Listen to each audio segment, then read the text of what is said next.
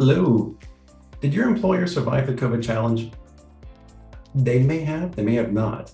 But if they did, what decisions did they make? How did they come to conclusion for how to change their business and survive this crazy scenario that we went through in the past couple of years and are still kind of working through as well right now?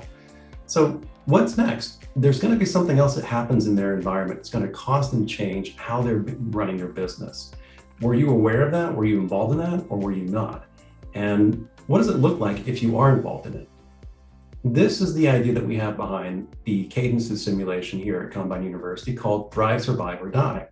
And we're going to be presenting this coming up in August of this year at the Kanban Global Summit. We're going to take you through a little simulation that's about making baskets effectively. I love creating fake companies. This is my fake company called Ultimate Baskets. You're going to be working there, basically running it as an executive or a manager or a leader. You're going to be looking at data from the finance area, data from the manufacturing area, data from the IT area, and also having really good conversations, meaningful conversations about policy decisions, internal buying decisions, and trying to figure out how to make sure that this company, Ultimate Basket, ultimately stays together. There are lots of great challenges. You could thrive, you could survive, you could ultimately die as a business.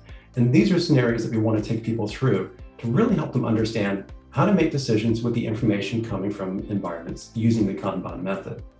So some of the things you'll probably learn about if you participate in this kind of simulation are how to use metrics to make informed decisions, because we don't need a lot of metrics to make good decisions. How to act with information from feedback loops. That's a key thing here. We're not just talking about the information you get, but actually acting on it.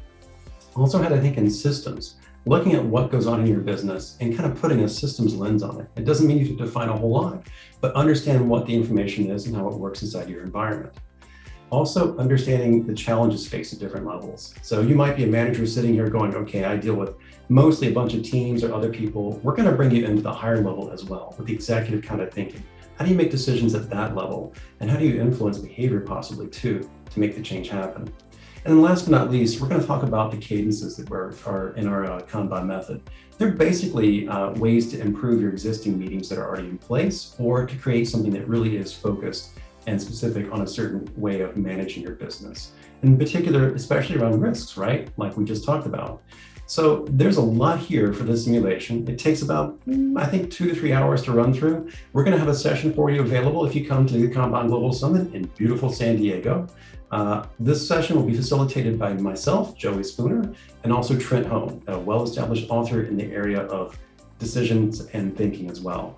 So we look forward to seeing you there, hopefully in August in San Diego. Come join us. It'll be a lot of fun. Your brain will be definitely fried by the time it's over with, and I guarantee you'll learn a lot about the cadences. All right, great. Hope to see you there. Bye-bye.